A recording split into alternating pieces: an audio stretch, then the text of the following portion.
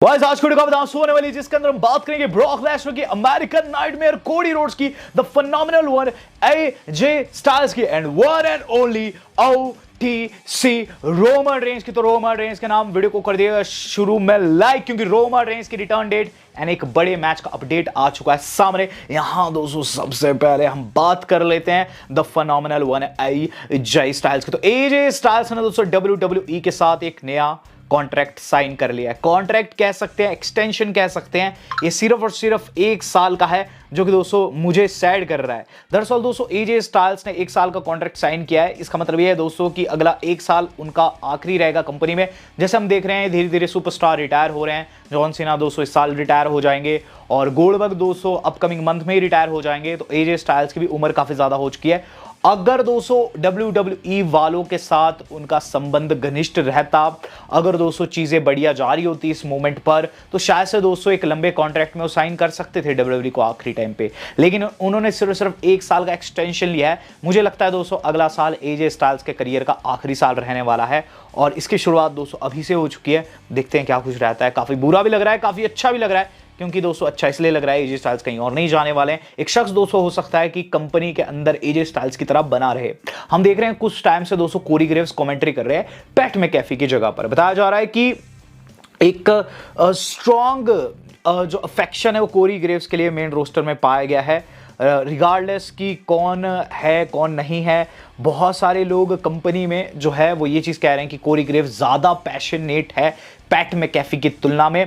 और गाइस सच्ची बात बताऊं, जब से कोडी ग्रेव्स आए तब से कमेंट्री जो है वो थोड़ी सी नॉर्मल हो गई है, वरना पैट मैकैफी की उछल कूद से कहीं ना कहीं एक डिस्ट्रैक्शन रहता था।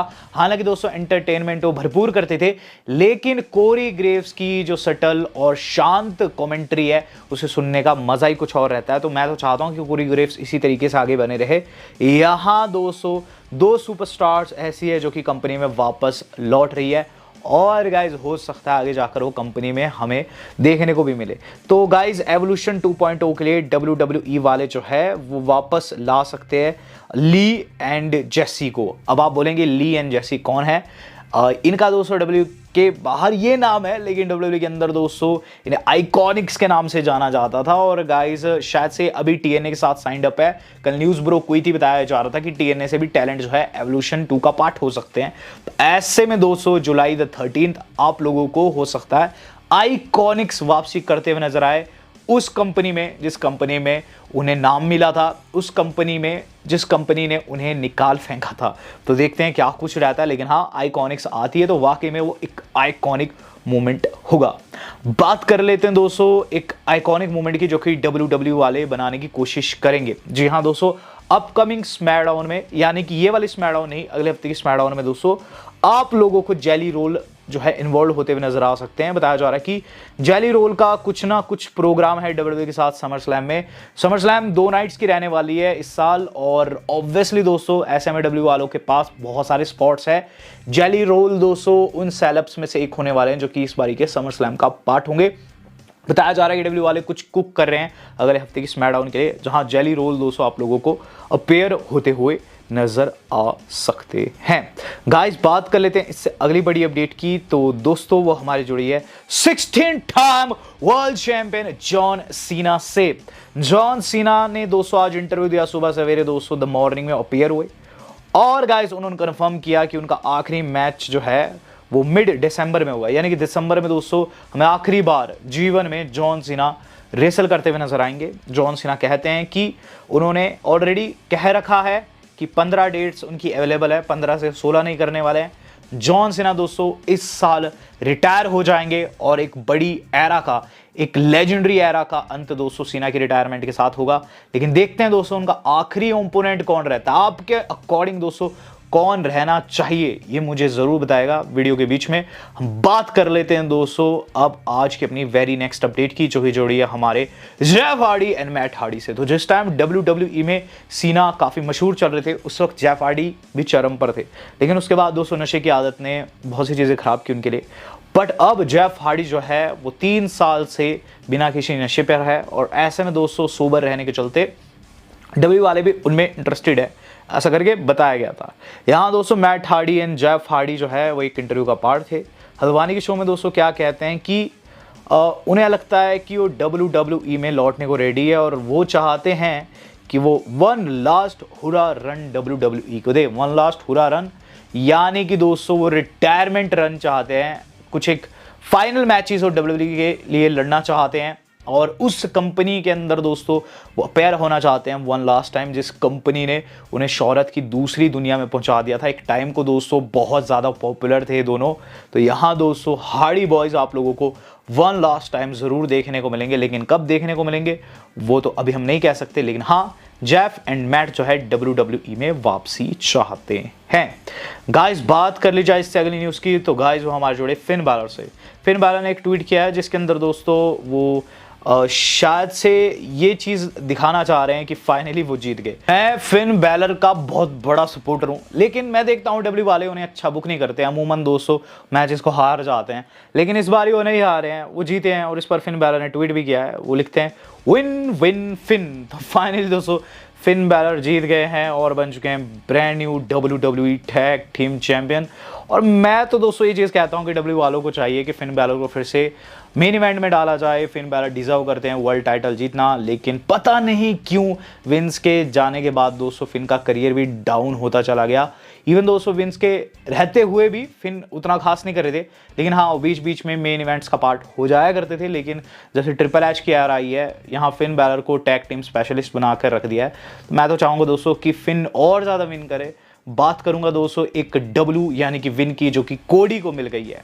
तो कोडी के बारे में मैंने आपको बताया था कि कोडी रोड्स जो है वो एक ऐसी मूवी का पार्ट हो सकते हैं जिसमें रोमन रेंस भी है। इस मूवी का नाम है स्ट्रीट फाइटर, इसकी गेम आपने खेली होगी बचपन में। बट गाइस आपको बताना चाहूँगा कि कोडी को ये रोल मिल गया है। यस गाइस, पहले इनसे बात हो रही थी और अब कन्फर्म हो गया है कि कोडी रोड्स जो है वो साइंड हो गए हैं इस रोल के लिए। ज्यूली का रोल है और स्ट्रीट फाइटर फिल्म का दोस्तों अब वो हिस्सा होने जा रहे हैं।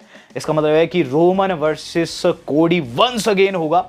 लेकिन गाइस जो मूवी में देखने को मिलेगा, जहां दोस्तों हमारे जो OTC है, आप लोगों को दोस्तों वहां एक नेगेटिव या फिर एंटी हीरो रोल अकूमा का प्ले करते हुए नजर आने वाले हैं।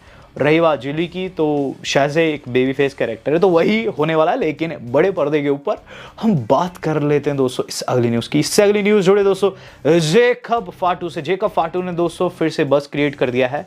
रीज़न है उनकी लेटेस्ट फोटो। उन्होंने एक फोटो अपलोड की है जिसमें दोस्तों दिखाई दे रहे हैं जे के साथ में। हम देख रहे हैं फ्राइडे स्मैकडाउन में दोस्तों जो सोलो है उन्होंने अपनी एक नई टीम बिल्ड कर दी है। तो ऐसे में जे को भी जवाब में एक टीम बिल्ड करने की आवश्यकता है, सब जानते हैं। जिमी तो उनका सपोर्ट कर रहे हैं, सब जानते हैं। बट यहाँ जे के साथ जो ये तस्वीर डाली है, अब स्पेकुलेशन शुरू हो चुकी है, कहीं ऐसा तो नहीं कि जे भी हम लोगों को अपेयर होते हुए नजर आए फ्राइडे स्मैकडाउन में और हेल्प करते हुए नजर आए फाटू की। पर अगर ऐसा होता है तो कहीं ना कहीं दोस्तों ये अच्छा साइन है फ्यूचर के लिए, क्योंकि दोस्तों फिर हम लोगों को WWE के अंदर दो अलग अलग ब्लड लाइन फिर से देखने को मिल जाएगी। हो सकता है दोस्तों WWE वाले फिर से इससे कुछ निचोड़ ले, कुछ दोस्तों रस निकाल ले, बट वो तो समय बताएगा। हालांकि अभी ये जो फोटो खींची है, फैंस की स्पेकुलेशन जारी है, देखते हैं होता है या फिर नहीं। हम बात कर लेते हैं उस थिंग की जो कि एब्सोल्युटली होने वाली है। तो क्या चीज़ होने वाली है? ये चीज़ होने वाली है केरियन क्रॉस एंड स्कारलेट का जो कॉन्ट्रैक्ट है वो एक्सपायर होने वाला है अगस्त में। यस गाइस, न्यूज़ ये है कि इनका जो कॉन्ट्रैक्ट है अगस्त में एक्सपायर हो जाएगा। लेकिन WWE से जो लोग आते हैं, WWE के जो इनसाइडर्स है, वो क्या बताते हैं कि अभी कंपनी इन्हें जाने नहीं देगी, क्योंकि केरियन क्रॉस काफ़ी अच्छा कर रहे हैं। सेमी के साथ दोस्तों उनकी राइवलरी काफ़ी डिसेंट रही है, अभी भी कंटिन्यू है। जो मर्च है क्रॉस के काफ़ी अच्छे बिक रहे हैं।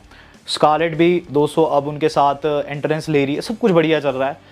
वो साइन अभी तक WWE वालों को नहीं किए हैं, रीसाइनिंग की कोई भी अपडेट नहीं है, लेकिन डेफिनेटली वो रीसाइन कर लेंगे। तो क्रॉस दोस्तों मेरे हिसाब से एक टॉप सितारा हो सकता है फ्यूचर में। अभी के लिए दोस्तों WWE वाले इसे सिर्फ मैचेस में हरवा ही रहे हैं और आगे दोस्तों हो सकता है कि चीज़ें चेंज हो। ये जो नया कॉन्ट्रैक्ट है अगर ये साइन करते हैं, मे भी दोस्तों आपको कुछ बड़े चेंजेस देखने को मिल सकते हैं। यहाँ ब्रॉक लेसनर की तस्वीर निकलकर सामने आ रही है गाइज, एक नई तस्वीर निकलकर सामने आ रही है और इसमें दोस्तों वो एक स्पेशल व्यक्ति के साथ, स्पेशल किड के साथ देखने को मिल रहे हैं और डाउन सिंड्रोम से दोस्तों ग्रसित है हल्कमेनिया। दोस्तों इसने टी शर्ट पर जो पहना है उससे साफ पता चल रहा है कि रेसलिंग का बहुत बड़े वाला फैन है। जैसी मुस्कुराहट लेसनर के चेहरे पर है। मैंने एक मिथ सुना था लेसनर से जुड़ा हुआ कि लेसनर को लोगों से मिलना बिल्कुल भी पसंद नहीं है, पिस्ड ऑफ हो जाते हैं।